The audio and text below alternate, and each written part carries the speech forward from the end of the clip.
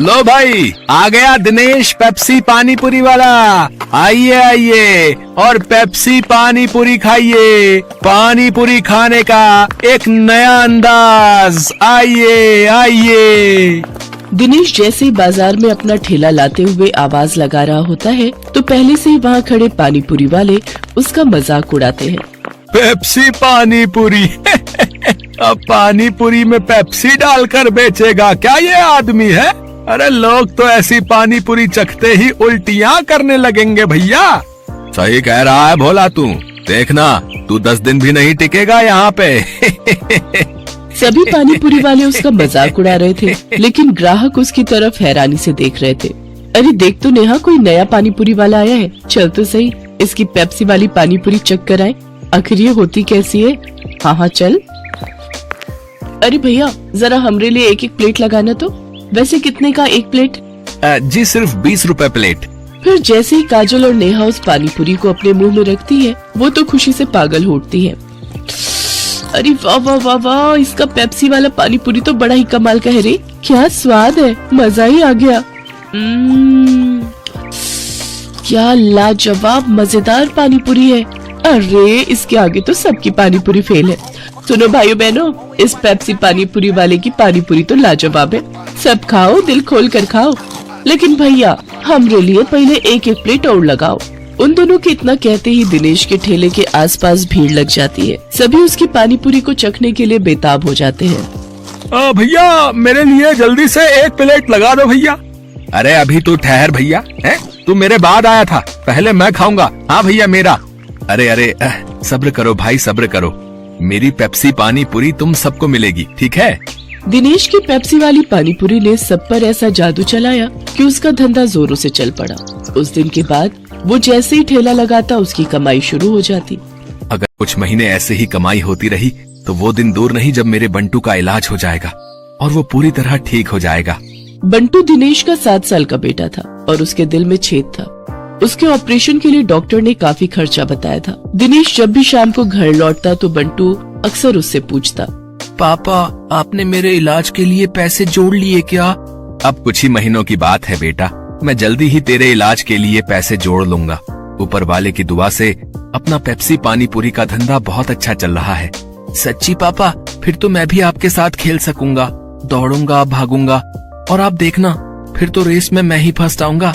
दिनेश की बीवी संध्या जब भी अपने बेटे को ये कहते सुनती तो वो कहती, तू बिल्कुल भी परेशान मत हो बंटू, मैं रोज मंदिर जाकर तेरे ठीक होने के लिए भगवान से प्रार्थना करती हूँ। तू देखना भगवान तुझे बहुत जल्द ठीक कर देंगे।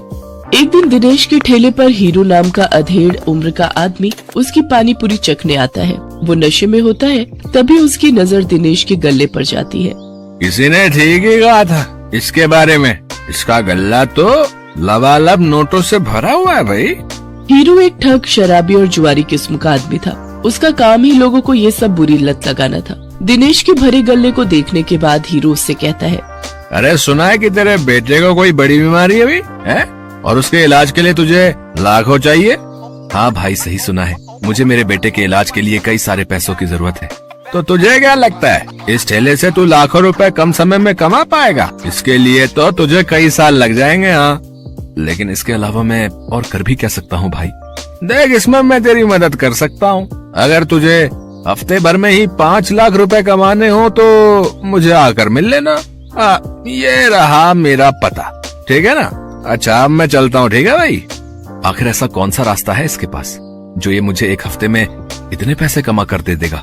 खैर मुझे क्या, मुझे तो बस अपने बेटे के इलाज के लिए पैसे से मतलब है। एक काम करता हूँ, एक बार जाकर इससे मिल ही लेता हूँ। यही सब सोचकर एक दिन दिनेश जाकर हीरू से मिलता है। हीरू उसे ऐसे सपने दिखाता है कि दिनेश ज्यादा पैसे कमाने के लालच में उनके साथ जुआ खेलने लग जाता है। कल मैंने 1000 रुपए लगाकर 2000 कमाए थे।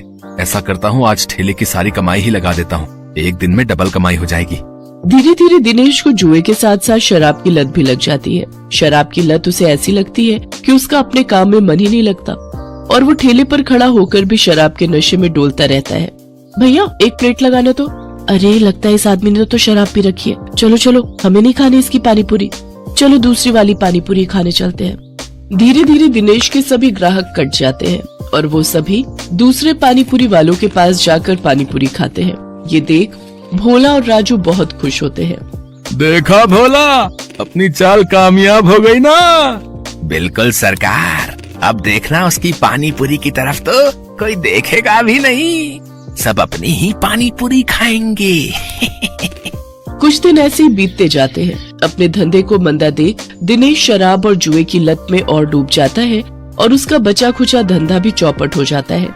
ये सब देख संध्या और बंटू बहुत दुखी होते हैं। फिर बंटू अपनी माँ से कहता है, माँ, अब तो मैं कभी भी ठीक नहीं हो पाऊंगा ना।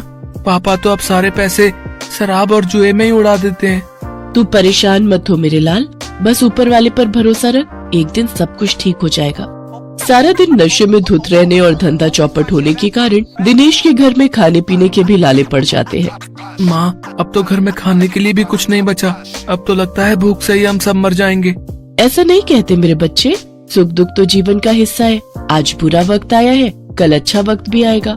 ऐसे ही कुछ समय और बीत जाता है। फिर एक दिन उस बाजार में एक आदमी आता है जो सबको पर्चे बांट रहा होता है। तभी वो दिनेश के ठेले पर आता है। अरे सुनो भाई, पेप्सी पानीपुरी वाले, हमारे सेठ मंगल राम चाट भंडार वाले की तरफ से एक प्रतियोगिता होने जा रही है, जिसमें सभी चाट वालों के बीच कंपटीशन होगा। जो भी इस प्रतियोगिता को जीतेगा उसे पूरे 5 लाख इनाम और साथ ही हमारे मशहूर मंगल राम चाट भंडार वाले बाजार में एक स्टॉल भी लगाने को मिलेगा। मंगल राम चाट भंडार बाजार, वहाँ तो बड़े बड़े लोग आते हैं चाट खाने के लिए। अरे तभी तो कह रहा हूँ, अगर जीत गए तो रोज की अच्छी खासी कमाई होगी और 5 लाख मिलेंगे वो अलग। मंगल राम चाट भंडार कोई ऐसी वैसी जगह नहीं थी, बल्कि शहर का फेमस चाट बाजार था, जहाँ शहर के बड़े बड़े लोग चाट खाने आते थे और कई टूरिस्ट भी वहाँ आते थे। उस बाजार में चाट लगाने वालों की अच्छी खासी कमाई होती थी। लेकिन ये सब बातें जानते हुए भी दिनेश उस प्रतियोगिता में कोई खास दिलचस्पी नहीं दिखाता। मंगल चाट भंडार है तो मुझे क्या, मैं जहाँ हूँ वहीं ठीक हूँ, मुझे इन सब से कोई फर्क नहीं पड़ता। उधर भोला और राजू उस कंपटीशन के बारे में सुनकर आपस में कहते हैं, सुन भोला, इस कंपटीशन को तू जीते या मैं, मुझे कोई फर्क नहीं पड़ता, बस कोई और नहीं जीतना चाहिए। हाँ भाई, बस एक उस दिनेश का ही डर था, लेकिन वो तो हमारी कृपा से फेल हो चुका है, तो अब हम दोनों के अलावा उस कंपटीशन को कोई जीत ही नहीं सकता। अगले दिन हीरो भोला और राजू से मिलने आता है। क्यों भाई, मान गए ना मुझे? आखिर मैंने शराब और जुए की लत लगाकर उस दिनेश के धंधे को चौपट कर ही दिया भैया है। तुम्हारे एक बार कहने से ही तुम्हारे दुश्मन को कैसे ढेर कर दिया मैंने है? अगर वो ढेर नहीं होता तो हमारा धंधा आबाद कैसे होता भाई? उसकी पेप्सी पानीपुरी ने तो हम लोगों का धंधा ही चौपट कर दिया था भाई। तभी उनकी ये सारी बातें दिनेश सुन लेता है और अपने किए पर उसको बहुत पछतावा होता है। मैं भी कितना बेवकूफ था जो इन पाखंडियों के झांसे में फंस गया और बर्बाद हो गया, लेकिन अभी भी कुछ नहीं बिगड़ा है। मैं इन सबको मजा चखाऊंगा, मैं इस प्रतियोगिता में हिस्सा जरूर लूंगा।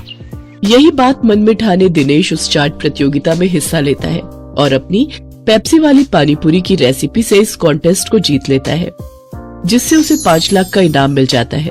साथ ही मंगल चाट भंडार में स्टॉल लगाने के लिए जगह भी। इनाम से मिले पैसों से वो अपने बेटे का इलाज करवाता है। बंटू पूरी तरह से ठीक हो जाता है और वो भी दूसरे बच्चों की तरह खेल कूद करने लगता है। दिनेश की पेप्सी पानीपुरी अब मंगल राम चाट भंडार की जान बन गई थी। उस बाजार में जो भी ग्राहक आता वो उसकी पानीपुरी चखे बिना वापस नहीं जाता। उसकी तरक्की देख राजू, भोला और हीरो को अपनी करनी पर बड़ा पछतावा होता है।